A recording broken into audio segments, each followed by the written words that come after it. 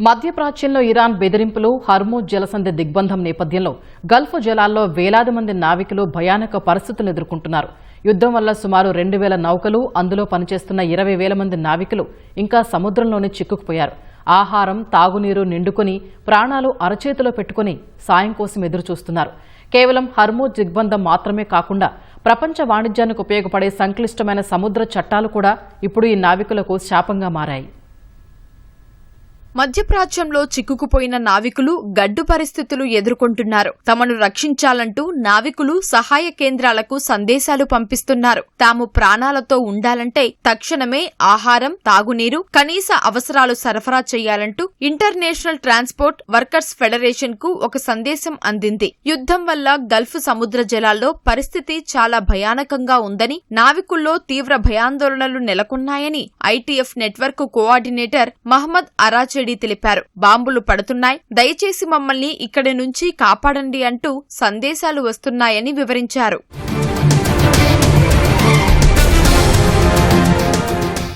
యుద్ధం ప్రారంభమైన తర్వాత హార్ముజ్ జలసంధి పరిసర ప్రాంతాన్ని యుద్ధ క్షేత్రంగా ఇంటర్నేషనల్ బార్గెనింగ్ ఫోరం ప్రకటించింది. ఇలాంటి పరిస్థితుల్లో ఆయా కంపెనీల ఖర్చుతోనే నావికులను స్వదేశానికి పంపించాలి లేదా పనిచేస్తున్న వారికి రెట్టింపు జీతం చెల్లించాలి. కానీ చాలా మంది నావికులు ఇలాంటి ఒప్పందాలు లేని నౌకల్లో పనిచేస్తున్నారు. అలాంటి వారే ఇప్పుడు తీవ్రంగా నష్టపోతున్నారు. ఆధునిక షిప్పింగ్ రంగంలో ఒక నౌక యజమాని ఒక దేశంలో ఉంటే రిజిస్ట్రేషన్ మరో దేశంలో ఉంటుంది.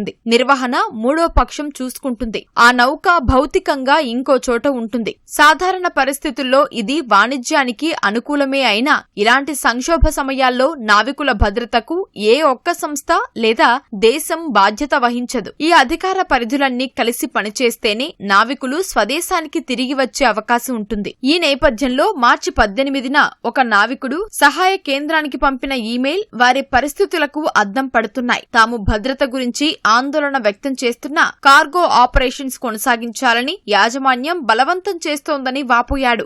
వేరే దారి లేక యాజమాన్యాలు తమను గల్ఫ్ సముద్ర జలాల్లో ఉంచుతున్నారని ఆ నావికుడు ఆందోళన వ్యక్తం చేశాడు.